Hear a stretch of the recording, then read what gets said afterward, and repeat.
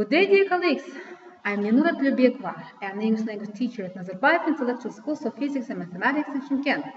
Now, I'm going to tell about my first distance teaching experience, on which is going to reflect on the topic maximum number of students engagement into the distance learning process.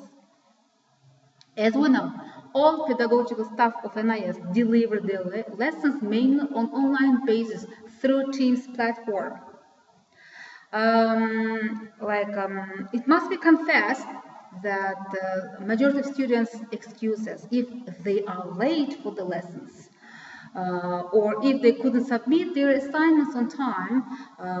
Passive participation during the online process always came out, according to their words, from the poor internet connection or missing or sometimes getting broken some of the technology devices, such as microphones, cameras, and headphones. Okay. As a consequence, it led our students low level of participation in the learning process. At the same time, it affected them to share their responsibilities for their own actions. So how could I organize my teaching process to engage the maximum number of students by raising their responsibilities? Okay. Firstly, I always reminded my learners that each lesson is recorded, and I also allocated a student on duty whose job included to see the record of the lesson after the whole lessons and fill in the special students' progress form. This form was always saved on Teams platform, and of course, with the help of curators, it was sent to their parents. When their parents received this letter, they could understand that the kids had this kind of problems during the online process. We could tackle these problems with the help of parents immediately. But unfortunately, we also could find out that some students deceived us as if they had these problems. But they didn't have that problem actually. Of course, we understood that they just wanted to escape liability and obligation.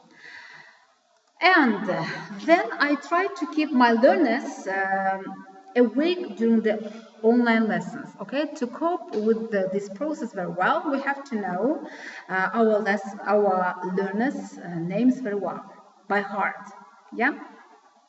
Calling out each student's name and directly asking a question is more effective rather than who answers the question. Questions and tasks must be organized in such a way that learners cannot cheat using other applications. So here, differentiated tasks are very helpful to hold this process very well.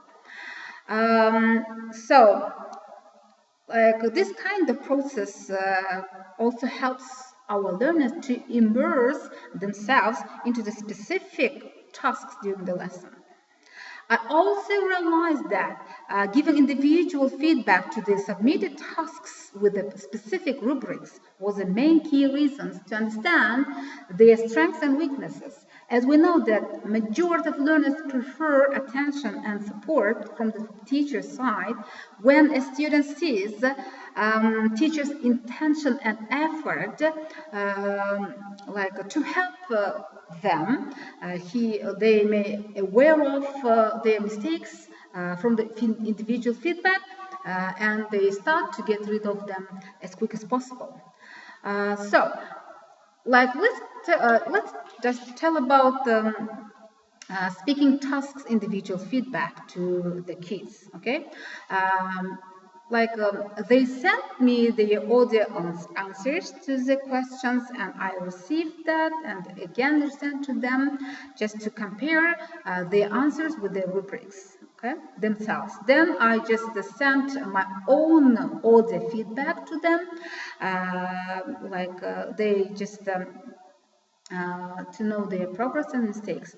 This process let my learners work individually and take responsibilities to engage more actively than before. Okay, I have mentioned all these recommendations before during my speech, and to conclude my presentation, I want to say that as a teacher, we have to remind our learners that successful learning comes out from their responsibility and managing time efficiently.